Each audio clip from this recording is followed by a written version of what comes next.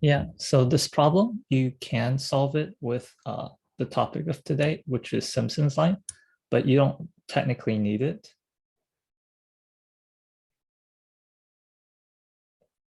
So we can, well, let's just talk about today's topic and we'll come back to this. So let's see. Do I need to do this?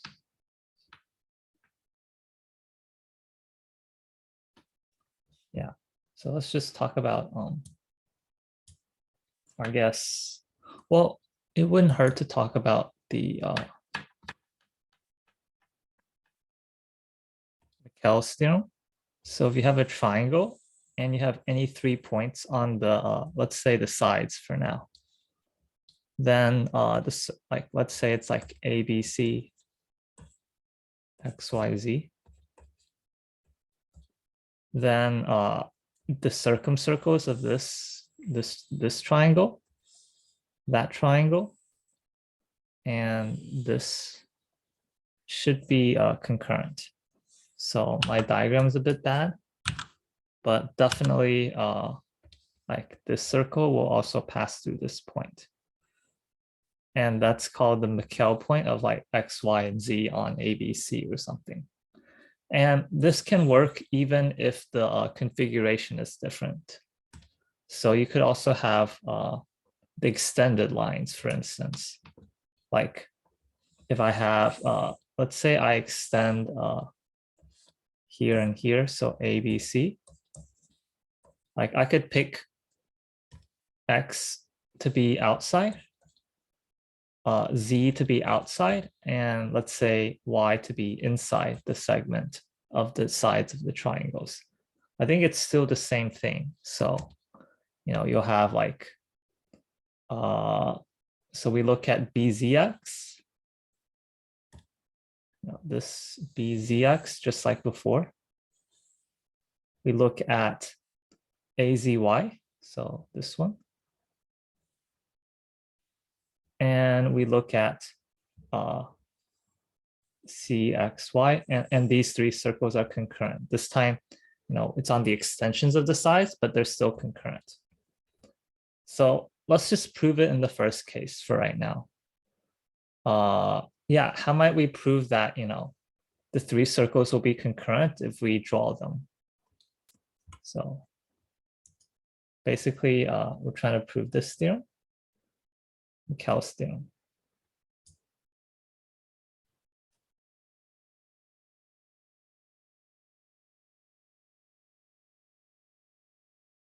Oh, well, I guess the statement of the theorem is here.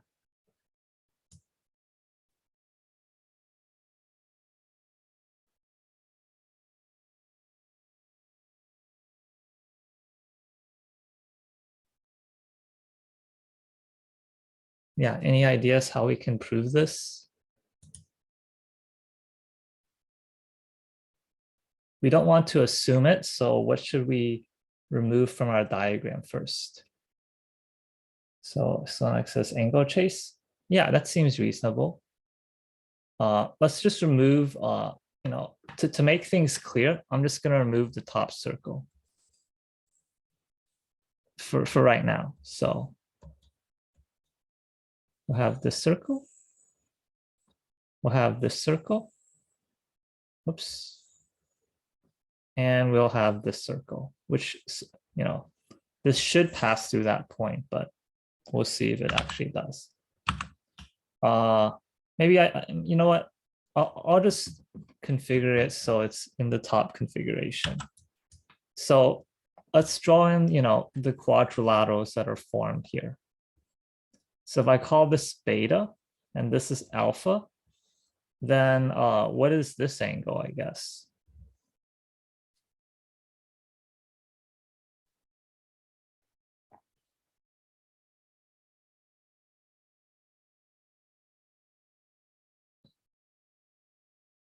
We can call this gamma.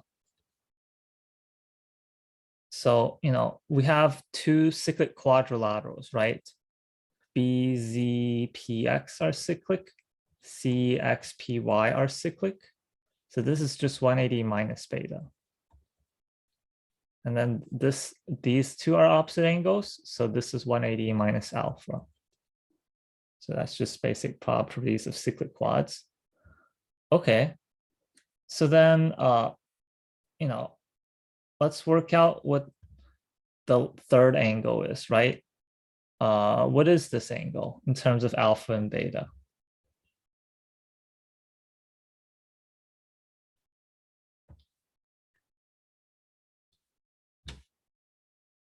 Well, we have 180, that adds up to 360. These three should add up to like 360. So this should just be alpha plus beta. So ZPY is alpha plus beta. But then we know that alpha, beta, and gamma are the sides of the triangle ABC, right? So alpha plus beta plus gamma is 180 degrees. So that means this angle plus the opposite angle is 180. So by the converse, of the theorem, AZPY is cyclic. AZPY is cyclic.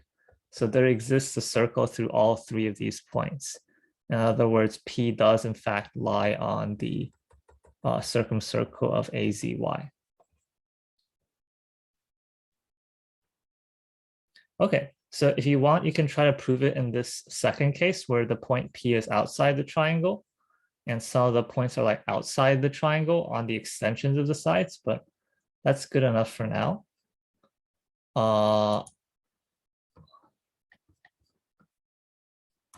So I guess, we could talk about petal triangles. So, a petal triangle is just, if you have a point P, then in a triangle, you drop this, and you drop that. This is called, like these points X, Y, and Z are called the petal triangle of P. So this triangle is the petal triangle of P with respect to ABC. So for instance, you could have the Orthic Triangle, which is the petal triangle of the orthocenter. So if H is our point P, then here X, Y, Z are the feet of the altitudes, and this is called the Orthic Triangle of our triangle ABC. If the point P is our incenter, then this is called the in-touch triangle or something. So if that's I, then this is the in-touch triangle because they're the foot of the, it's where the in-circle touches the, so something like that, yeah. I think it's called the in-touch triangle. But this could be any point P. It could be outside the triangle even. So for any point P relative to a triangle, you can construct the petal triangle.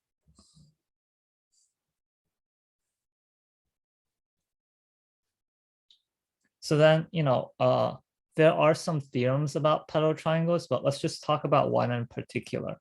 So will it always make like a triangle? Like here we have a triangle with positive area. Here we have like, well, it looks like, this triangle might almost be a straight line, right? So when is it an actual triangle and when is it degenerate triangle? So that's like kind of the question. So when is the petal triangle a degenerate triangle? So it turns out that if you point, I'll just spoil it. If you pick a point on the circumcircle of ABC, then the petal triangle of that point is just going to be a degenerate triangle or a straight line, in other words. So this is called Simpson's theorem or the Simpson line. So if P is on the circumcircle of ABC, then these 3 points, the petal points or something, they're going to be collinear. So this is called the Simpson line of P with respect to ABC. So let's prove this right now. So we don't want to assume that they're collinear yet, right? So maybe I'll define this orange part as like let's call this y to z, and then I'll call the purple part like y to x or something. So we don't know if the purple line and the orange line are the same line yet. Maybe they're slightly off at an angle, or maybe they're 180 degrees with respect to each other, or the same line. So we can't assume. So I'm just being careful to assume that x might be different than y so far because we haven't proven it yet. Let's call it something else. Like I'll call this angle alpha, and this can be beta. So yeah, let's see what we can do with some angle chasing, right? So some excess, yeah. So let's see. Well, what are some cyclic quadrilaterals in this diagram, I guess? We have some right angles, so we might have some cyclic quadrilaterals. A quadrilateral is cyclic if and only if the opposite angles add up to 180.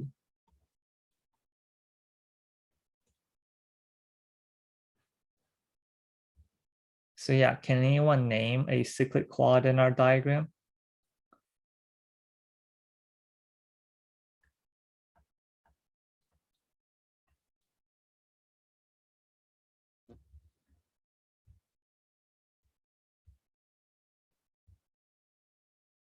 PZAY?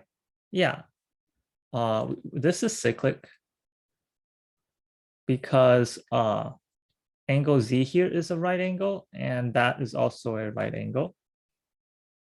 PYX, yeah, so PYXC is also cyclic because here, this subtends the same angle as that. They both subtend like a diameter of the circle. So they both subtend a 2 times 90 or 180 degree arc on the same circle. So, it's enough to show that these two are equal, to show that like ABCX, that X lies on the circumcircle of ABC. So all 4 points lie on the circle. So that's the same. I mean, that's a similar theorem to showing like the opposite angles add up to 180 implies it's cyclic. So alpha equals alpha, cyclic. Okay, is there another cyclic quad?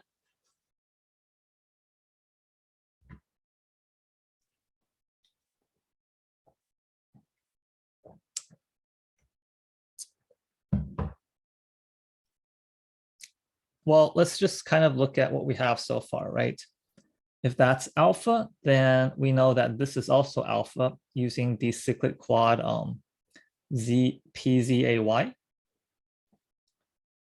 This is cyclic. If that's beta, then this is also beta because yeah, it both subtends this arc.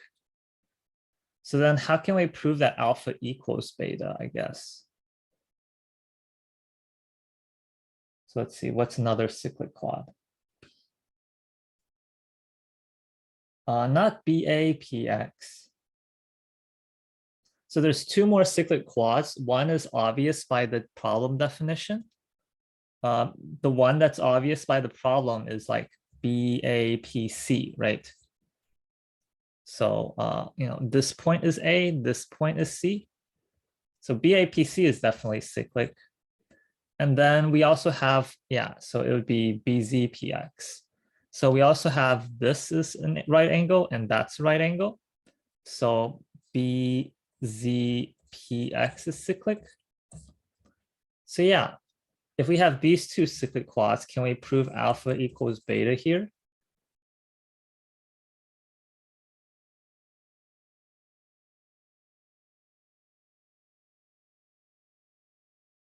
So let's call this theta, right? we know in this cyclic quad that the opposite angle, APC, is 180 minus theta. We also know that in the other cyclic quad, ZPC is also, ZPX is cyclic. Is 180 minus the angle theta. So does that prove that alpha is beta? Or alpha equals beta? So let's see what we have, right? If I were to simplify the diagram a bit, I have ABC here. And I pick point P. And this is what 180 minus theta. And then you have the same thing with like this one and this one. So this is also 180 minus theta is what these two say.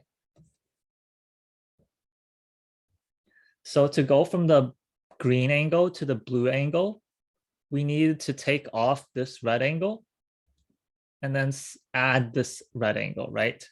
But the green angle I marked and the blue angle I marked, they're equal. So the two red angles must be equal. And the two red angles are alpha and beta in the first diagram. So that's alpha, that's beta. So yeah, we can conclude that alpha equals beta. So then that means that this alpha also equals that beta. So in fact, the orange line here, it makes a angle of alpha with AY, and this YX makes an angle of also alpha with CY, which is the same line as AY. So we can conclude that Z, Y, X are collinear. It might be the only problem with our proof is that we technically didn't consider if it's possible that maybe somehow the feet of the altitudes are oriented like this. So that's an altitude, that's an altitude, and that's an altitude. We just assume that this foot would lie on the left side of this line, and the other foot would lie on the right side of this line. But yeah, I'll let you think about why the other case can or can't happen. Obviously there should be only one possible configuration, but we technically haven't disproven that other configuration. So yeah, that proves that if I take a point P on the circumcircle and drop the 3 feet of the altitudes from P to A, B, B, C, and CA, those 3 feet of altitudes, the petal points, they're collinear if P is on the circumcircle of ABC.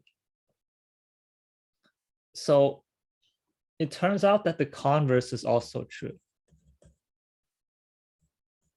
So if I take any point, and it turns out that the 3 petal points are collinear, then that any point P has to be lie on the circumcircle. So I'm not sure what is a good proof of that yet, but you can think about it on your own. So if somehow, it didn't happen in this picture, but if these 3 points are collinear, then the original point P has to lie on the circumcircle of ABC.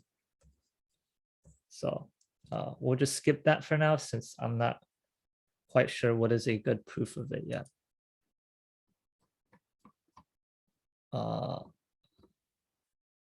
So apparently it's called the Simpson-Wallace line. It's not Simpson, it's Simpson, without a P. I never really noticed that, but I guess it's good to notice it. So maybe we'll talk about one property of it. Well, no, we'll just so we can go back to the original problem. Are there any Simpson lines of triangles here? My diagram is actually very incorrect, but you won't know it until maybe we solve the problem. So I think it would be reasonable to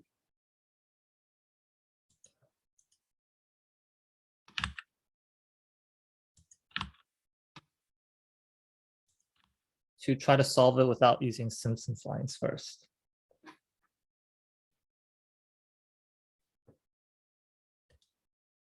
So we have y to here and here. That's a rectangle.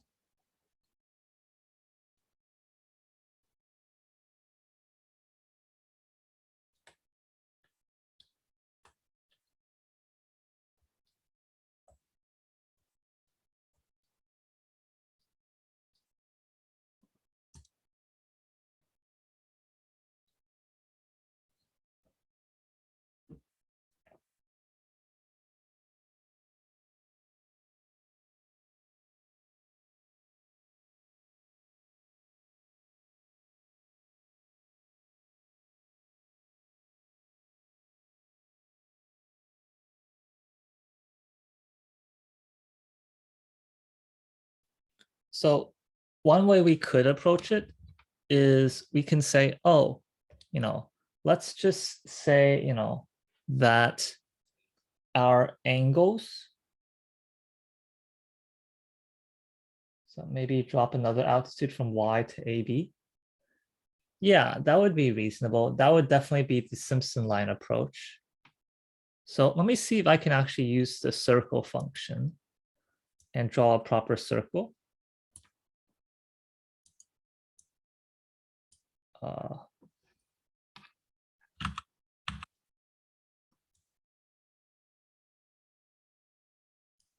Okay, we only need half of it, but oh well.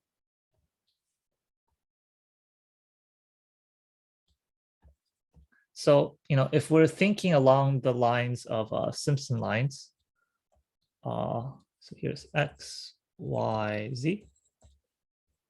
I like having lots of diagrams just because, well, it's so let's see, AX, BX. So we know this is right. That's right. That's right. P, Q. Yeah, maybe I'll go with Sonak's suggestion. So here we're dropping another altitude from Y to AB. So yeah, let's call this point J or N. What's true about, what does Simpson's line say here, I guess? Which 3 points are collinear so far?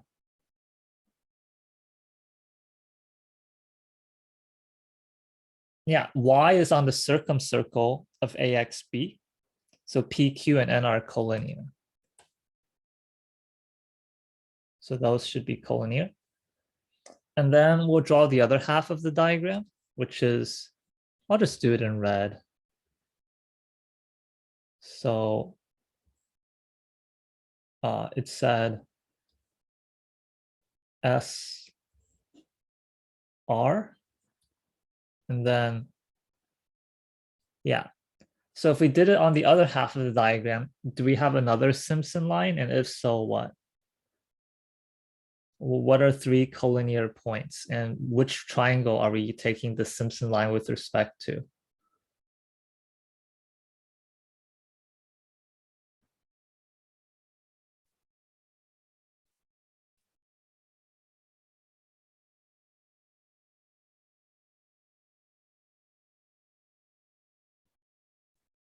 Is PN a Simpson line? Yeah, it is. So that's the green line we already had. So the green line is respect to AXB as the base triangle. And then Y is just some point on its circumcircle. That gives the green line as the Simpson line of Y with respect to AXB. So I'll just say P, Q, N are on the Simpson line of Y, of A, B, C with respect to Y. I mean AX, AXB, sorry.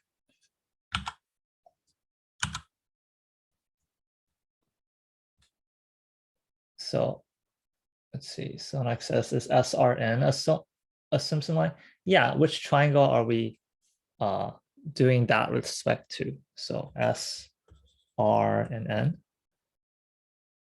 Yeah, this would be triangle AZB. So if we look at this triangle, that has a point on its circumcircle called Y.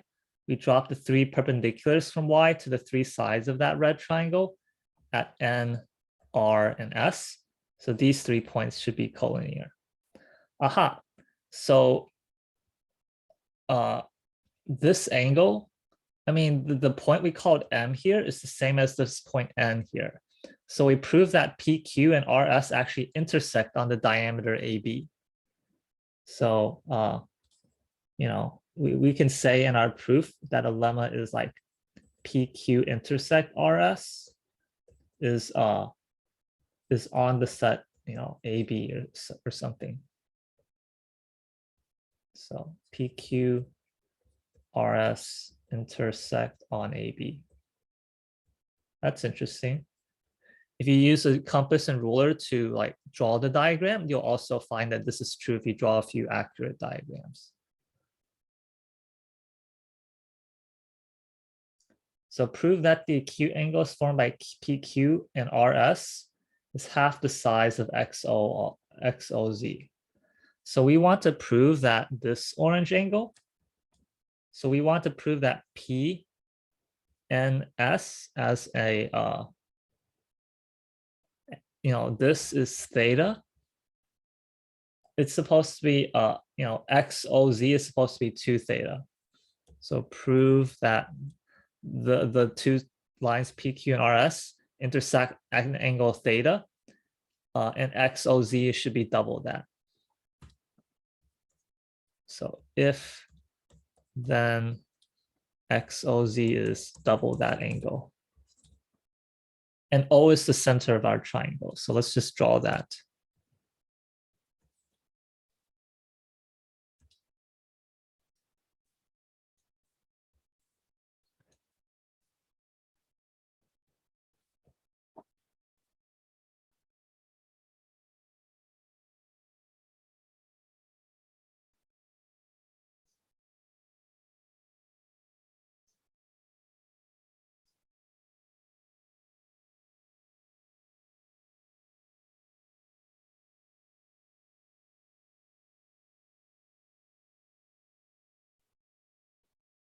So Alex says suffices to prove that PQ goes through the midpoint of arc XY.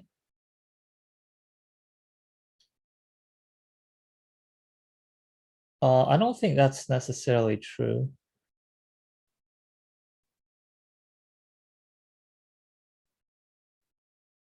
Yeah, I don't think that has to be true. So, you know, if you ever make a conjecture like this, which is not bad, you know, you should try to draw some examples or counter examples, right? Like, does it look true in my kind of crappy diagram here? Can't really tell, but maybe not, right? Does it look true here? Yeah.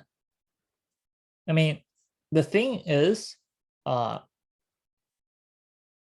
Q is not the center of the arc, right? So you can have like a very, very, very, very, very, very, very elongated, you can have, yeah, in extreme cases, it would not necessarily be true. For instance, if X is the same point as A and Y is not perpendicular to, like YO is not perpendicular to AB, then it's just not true.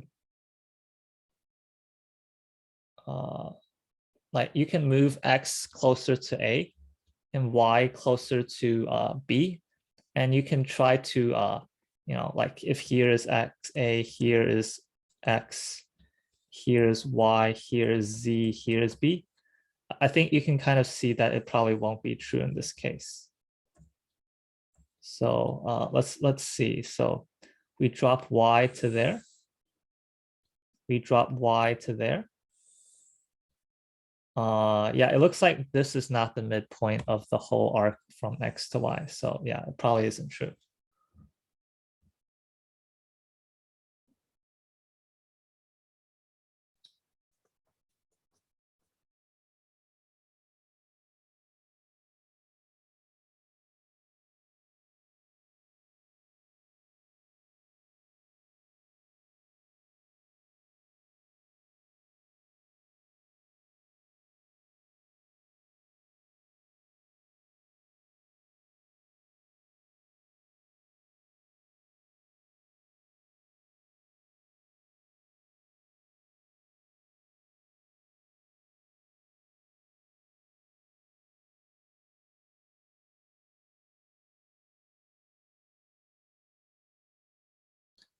So one thing we might consider doing is uh, oh,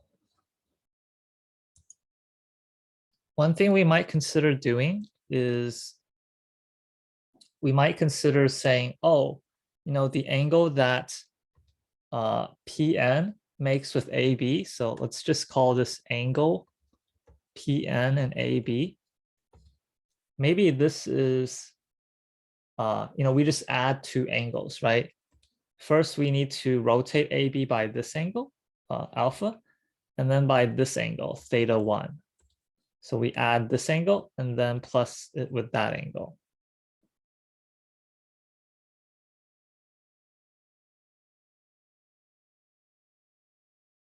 And that will give this angle. Because we're just like, we rotate AB by alpha to XB, and then XB by theta 1 to PQ, where the second time we rotate about Q. So we can say A and P is alpha plus theta 1. And then we can do the same on the other side. So S and B is beta plus like theta 2. So might as well, just see what angles the lines are relative to the flat line AB, right? And then maybe we can relate that to, we can relate that to XOZ, right? So since O is the center of the circle and alpha is inscribed there, this would be 2 alpha. And since beta is in subtense arc BZ, this would be 2 beta. So we can say that XOZ is 180 minus 2 alpha minus 2 beta.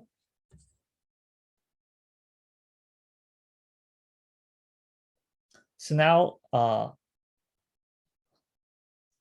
let's see, how do we relate theta 1?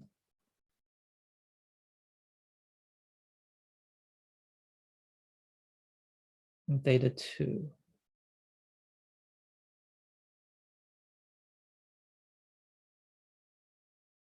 We might need to relate y to something.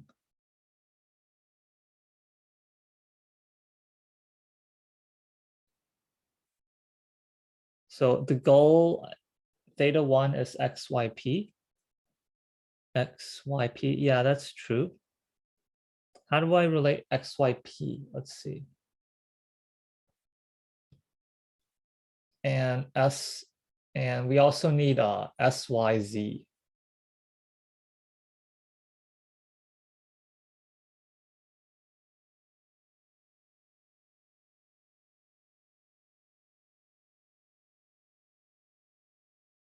So I guess, yeah, if we look at this triangle, like I'll just mark it in, what color have I not used? I'll just mark it in orange or something. So I'll just say, look at ARN. So if we look at this triangle, ARN, oh no, 2B is that angle. Okay.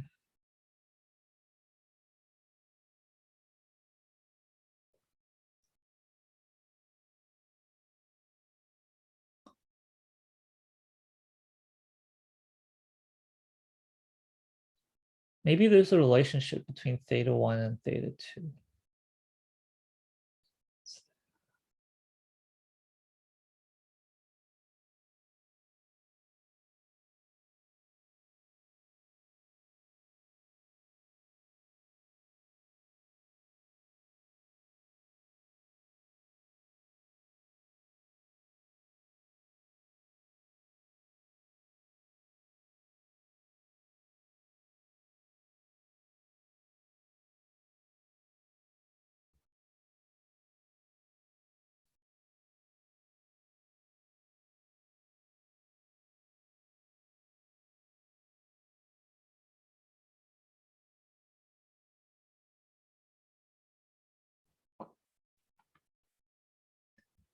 Theta 2 is ARN.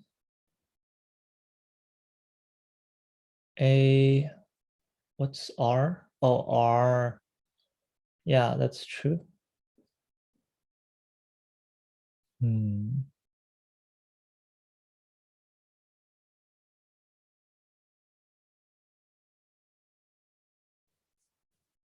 So the goal is then we can convert the angles in terms of alpha and beta.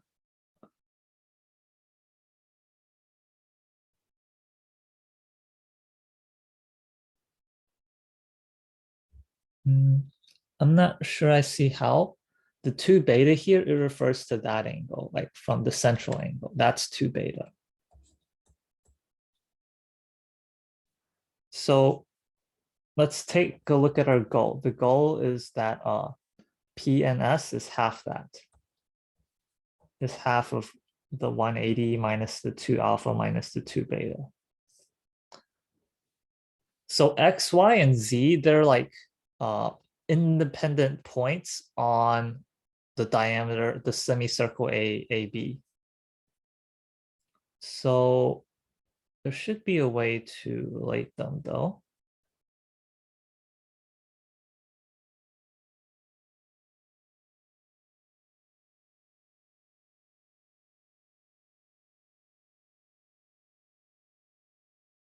So I think maybe this should be straightforward. Maybe the better way to do this is let's just give like we'll just call this this can be 2 alpha. This can be 2 beta. So these are the arc lengths. Like this is 2 alpha. This is 2 beta. And then here is Y. This can be 2 gamma. And this can be, I'll just call this gamma 1 and gamma 2. 2 gamma 2.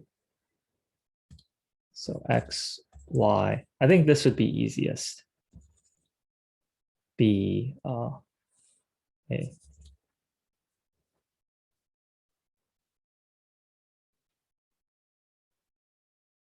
Because now that I have all of these angles, I think I can do the angles of the rectangle now more easily.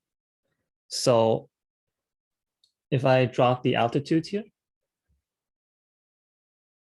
do, do, do.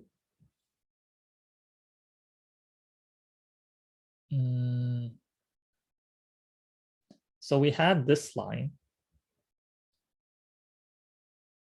and we should draw the other diagonal. And which angle did I want here? So I wanted a theta 2 here. So I wanted this angle.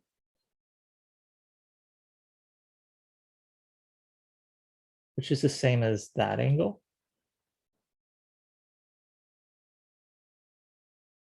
And let me draw the other one. So rectangle, rectangle, rectangle, rectangle, rectangle. And we had this line. And I should draw the other diagonal. So yeah, can I relate? Is theta 2 YZA? Theta 2, is it YZA? I think it's So let me label this again. So this was SRQP.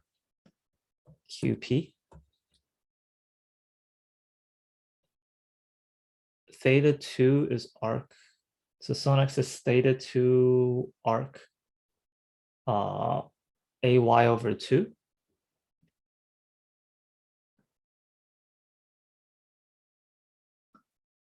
AY,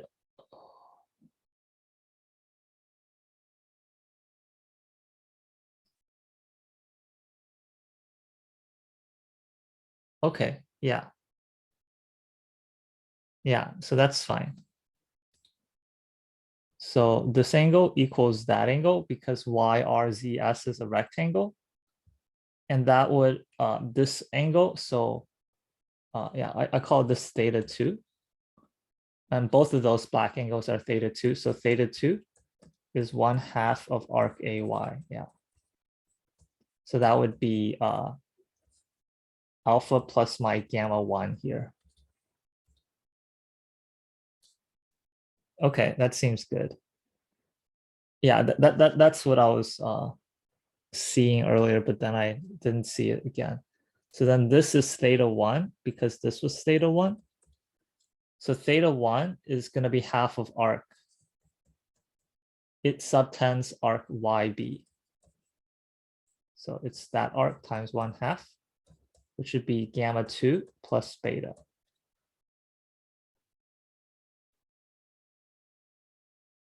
Okay. So then earlier we had that this was alpha because it's half of that angle. And this is beta. It's half of this angle, ZB. So this angle is just, we can say, oh, if that's theta 1, then so is this. This is theta 1. And then the exterior angle here is the sum of the two remote interior angles.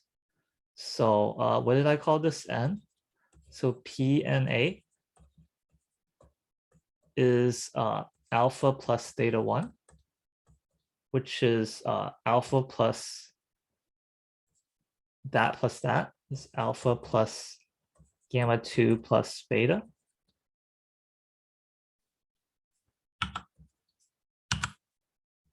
And then we can do the same on the other side.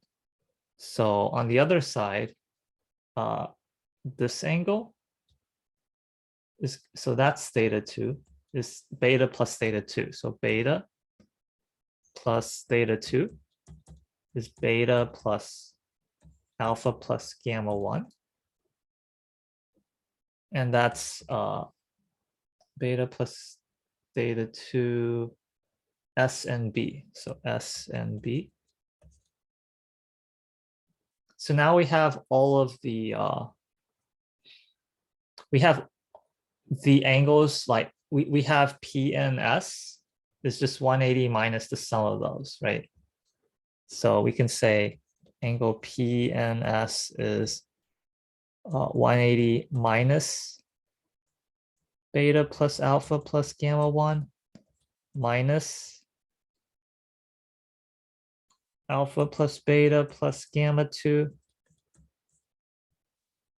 So yeah, so that would just be 180 minus 2 alpha minus 2 beta minus the sum of the gammas.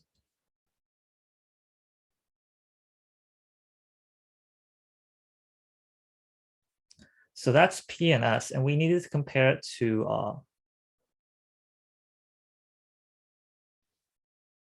which implies theta 1 plus theta 2 is 90.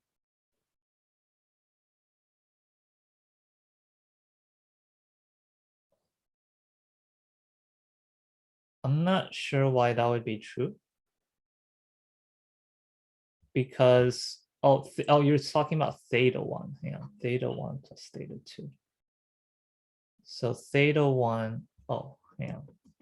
You're saying, oh, yeah, that's true. Yeah. These two add up to 90. So sum is 90. And let's see if we can do XOZ, right? So XOZ, so let's draw the center of our thing here. XOZ is going to be exactly 2 out gamma 1 plus 2 gamma 2. So XOZ is 2 gamma 1 plus 2 gamma 2. And that's supposed to be double P and S, right? Yeah. So 2 P and S, question mark, question mark. So yeah, is that true? If I double this, do I get this?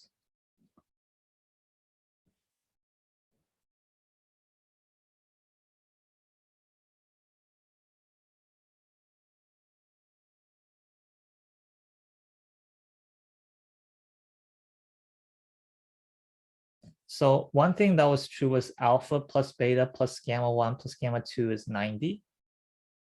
So we can write this as 90 minus alpha minus beta. And then we want to show that 1/2 of XOZ, which is gamma 1 plus gamma 2, is equal to P and S. Yeah. Equals question mark P and S as an angle.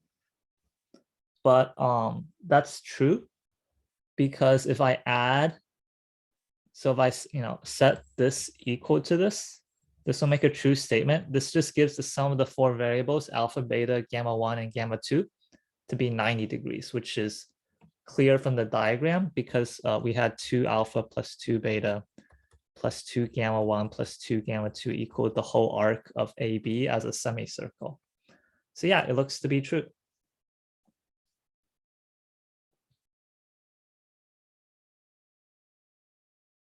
So yeah, I'll just say, yay, this is true.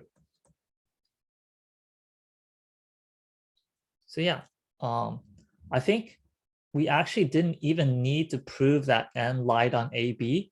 We could have done similar angle chasing even without using the fact that P at Q and RS intersect on diameter AB, but it turned out they do. So yeah, we could use that fact if we really wanted to. But we technically didn't even need that fact to prove what we wanted to prove.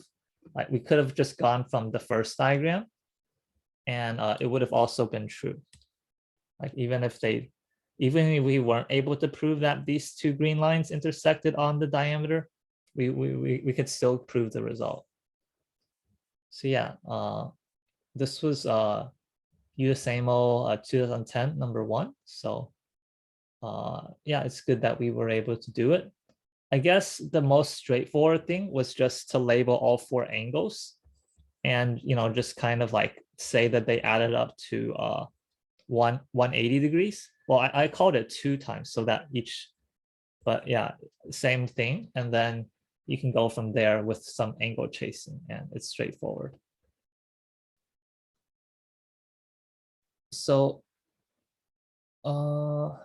yeah, it looks like we might not have time to go over anything else on the Simpson line thing, but this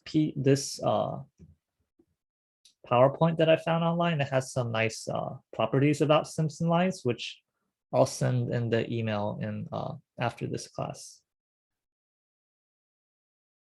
I feel like this is an EGMO. Yeah, it is an EGMO. So the reason I remembered it vaguely is because I took this USAMO, but I don't actually remember the problem details of it.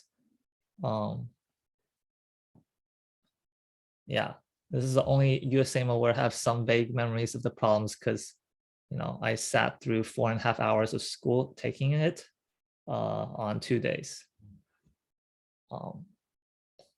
So okay, I think we'll stop here for today because I need to meet with someone else at 8 o'clock my time. Maybe there was some other problem we could have done, but yeah, we'll just stop here for right now.